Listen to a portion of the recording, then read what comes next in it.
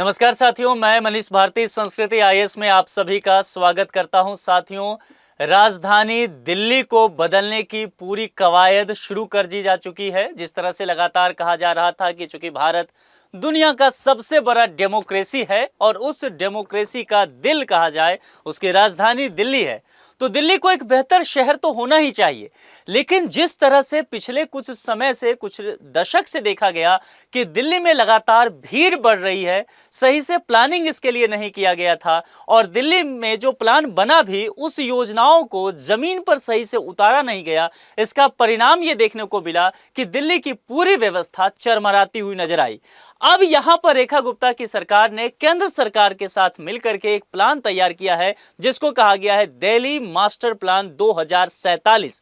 यानी कि जब हम अपने आजादी का 100 वर्ष सेलिब्रेट कर रहे होंगे तब तक दिल्ली के लिए एक मास्टर प्लान लाया गया है और दिल्ली को दुनिया भर के जो बेहतरीन शहर हैं वैसा बनाने की बात की गई है। इसके अंतर्गत कुछ प्रमुख प्रावधान भी कहे गए हैं। कहा गया है कि 40 लाख से अधिक घर तैयार किए जाएंगे और जिस तरह से बहुत सारे स्लम एरिया है उन तमाम जगहों को बदला जाएगा। मेट्रो का बहुत अधिक विस्तार करने की बात की गई है। कुछ ऐसा एरिया है दिल्ली का जहां पर पूरी तरह से कायाकल्प की जाएगी। क्या कुछ होने वाला है दिल्ली के इस मास्टर प्लान में, एक एक चीजों को यहां पर समझते चलते हैं। देखिए, नोटिफिकेशन इन तमाम चीजों को लेकर के अब जारी कर दिया गया है और 40 लाख से अधिक घरों को लेकर के यहां पर बातें कर दी गई है। ठीक है, अब क्या क्या हुआ है जरा इसको एक एक करके चीजों को देखने की कोशिश करते हैं। दिल्ली का कुछ एरिया है, अब मैं यहां पर आप अपने किस एरिया में आप रहते हैं इस तस्वीर के माध्यम से देख लीजिए दिल्ली का मैप में। अब मैं बताता जब चलूंगा आपको कि किस एरिया में क्या बदल रहा है तो आप इससे जोड़ करके समझ सकते हैं। हुआ क्या है, देखिए, दिल्ली मास्टर प्लान 2047 जो है वो जारी कर दिया गया है और केंद्रीय आवास और शहरी मामले के मंत्री हैं श्री मनोहर लाल खट्टर, उन्होंने ये जारी किया। और ये मास्टर प्लान जो है दिल्ली 2047 का लक्ष्य लेकर के रखा गया है। वर्ल्ड लेवल का एक शहर बनाना इसका उद्देश्य होगा और पूरा ट्रांसफॉर्मेशन करने की बात की गई है। यानी कि कहीं भी कहा गया है कि आने वाले 20-25 साल में आपको दिल्ली में कहीं स्लम नहीं दिखेगा। दिल्ली में 24 घंटे परिवहन की सुविधा आपको नजर आएगा। एकदम अलग ही शहर बनाने की बात की गई है जिस मास्टर प्लान में होगा सबसे पहले कि 40 लाख नए फ्लैट बनाए जाएंगे। चूंकि दिल्ली में देश भर के लोग आकर के रहते हैं। दिल्ली एक ऐसी जगह है जहां पर लोग सपने लेकर के आते हैं, उम्मीदों का शहर है, राजनीतिक शहर भी है। तो जाहिर सी बात है यहां पर लोग बढ़ते ही जा रहे हैं और इस वजह से आवास कम पड़ता जा रहा है। आवास अगर बिल्डर्स के द्वारा बनाए भी जा रहे हैं तो वो सही से प्लानिंग नहीं हो रहा है। दिल्ली के पिछले कुछ समय में आपने देखा होगा कि बारिश के पानी की वजह से बहुत सारे लोगों के घर में पानी चला गया और कई लोग तो मर गए, है ना। तो कुल मिलाकर के इन तमाम चीजों को सही से करने के लिए पूरी तरह से व्यवस्था की गई है। 40 लाख नए फ्लैट बनेंगे। पब्लिक ट्रांसपोर्ट कॉरिडोर बनाया जाएगा जिसके अंतर्गत कहा गया है कि 24 घंटा आपको परिवहन की सुविधा रहेगा। इसके अलावा सबसे महत्वपूर्ण बात, जो पुराने फ्लैट्स हैं इसको रीडेवलप किया जाएगा। यानी कि कई जगह दिल्ली में आप देख रहे हैं कि बुलडोजर एक्शन चलाया जा रहा है। कई जगह आपने ये देखा होगा कि मकान ढह जा रहे हैं, बहुत सारे लोगों की मृत्यु हो गई, फंस गए, घायल हो गए। तो कुल मिलाकर के यहाँ पर पुराने जो फ्लैट्स हैं इसको रीडेवलप करने की बात की जाएगी और तमाम जो प्रक्रिया है, ये जो प्रोसेस होगा, जो पहले कहते थे ना 90 के दशक में लाल फीताशाही, तो वो खत्म किया गया। ऐसे इस प्रोसेस को भी आसान किया जाएगा। ऊंचाई की बाध्यता जो है खत्म कर दी जाएगी। ऊंचाई की बाध्यता खत्म करने की बात है। जो यहाँ पर बिल्डिंग्स की बात की जा रही है, कितने फ्लोर का मकान हो सकता है, कहा गया है कि समय के साथ इसे खत्म किया जाएगा। हालांकि कुछ जगहों को छोड़ के जो सुरक्षा दृष्टिकोण से जरूरी है वहां छोड़ करके, और क्लाउड किचन को लेकर के भी यहाँ पर ऐलान करने की बात की गई है। तो कुल मिलाकर के समय के साथ इसको डेवलप किया जा सकता है। मेट्रो और RRTS पर ऐलान किए गए हैं। देखिए, दिल्ली की लाइफलाइन अगर किसी एक चीज को कहा जाए ना तो दिल्ली मेट्रो है। क्योंकि दिल्ली मेट्रो का नेटवर्क यदि रुका तो पूरी दिल्ली जाम हो जाती है। तो कुल मिलाकर के यहां पर कहा गया है कि 416 किलोमीटर से जो दिल्ली मेट्रो का नेटवर्क है उसको बढ़ा करके 695 किलोमीटर किया जाएगा। बेहतर कनेक्टिविटी की जाएंगे। 6 नए रीजनल रैपिड ट्रांजिट सिस्टम यानी कि आरआरटीएस कॉरिडोर जो है उसका ऐलान भी इसमें किया गया है। मेट्रो और आरआरटीएस स्टेशन के आसपास जो है रिहायशी और कॉमर्शियल इलाके तैयार कराए जाएंगे और यात्रियों की आवाजाही आसान किया जा सके, तो अंतिम छोर तक दिल्ली में कहीं भी आप रहेंगे तो उसकी कनेक्टिविटी को सुधारा जाएगा।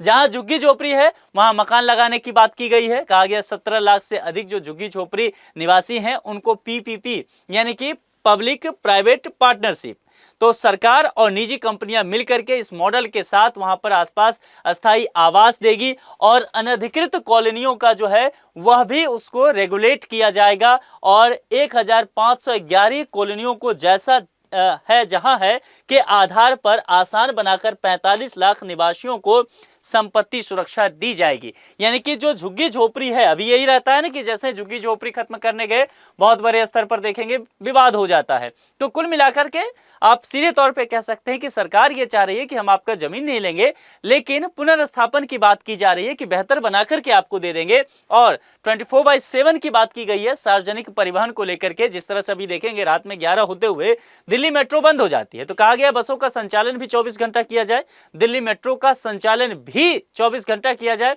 चूंकि देखा जाता है कि 11 बजते बजते बसेस तो आपको 10 बजे के बाद ही बंद हो जाती है, लगभग नहीं मिलता है ना, और मेट्रो 11 बजे के बाद ऑफिशियली बंद हो जाती है, तो सुबह 4-5 बजे 6 बजे से मेट्रो बस वगैरह मिलने लगती है। तो कुल मिलाकर के इस बीच में लोगों को निजी परिवहन पर निर्भर रहना पड़ता है।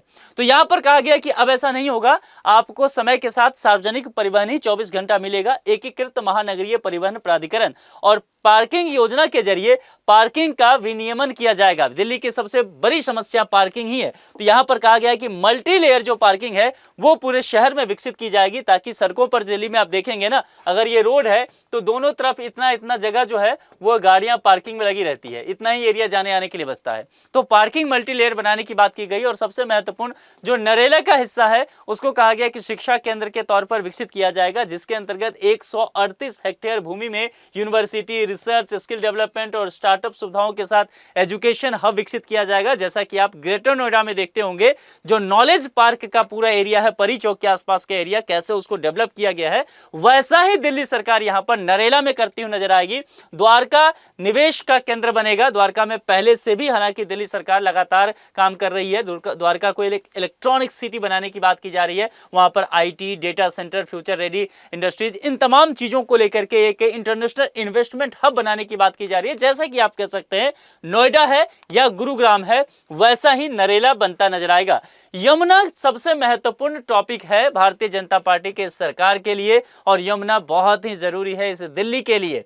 तो इसीलिए कहा गया है कि यमुना का पुनरुद्धार और उसका संरक्षण कैसे किया जा सकता है, इस पर सरकार काफी जोर दे रही है। यमुना जब मैली हो रही है, गंदगी यमुना में आ रही है, वह भी कहा जा रहा है कि दिल्ली में एंट्री होने के साथ, जैसे यमुना जो है वजीराबाद के इस एरिया में, जैसे दिल्ली में एंट्री होती है हरियाणा से, वहां से देखा जा रहा है कि तमाम तरह की गंदगी यमुना के नदी के पानी में छोड़ा जा रहा है। इन तमाम चीजों को लेकर के सरकार प्लान लेकर के आई है कि 13 प्रमुख परियोजनाओं के जरिए 1700 हेक्टेयर बाढ़ क्षेत्र का संरक्षण किया जाएगा और 52 किलोमीटर लंबा जो है साइकिल ट्रैक यहां पर बनाया जाएगा। इसके अलावा हरित नेटवर्क और पर्यावरण सुरक्षा की भी बात की गई है। शहर भर में urban forest, biodiversity park, ecological corridors और सीवेज ट्रीटमेंट का जो इंफ्रास्ट्रक्चर है दिल्ली में वो बेहद खराब है। तो सबसे बेहतर यही है कि इसका विस्तार किया जाए, इसको सुधारा जाए। तो ये जो 2047 तक दिल्ली का मास्टर प्लान है, इसमें भी ये बात को शामिल किया गया है।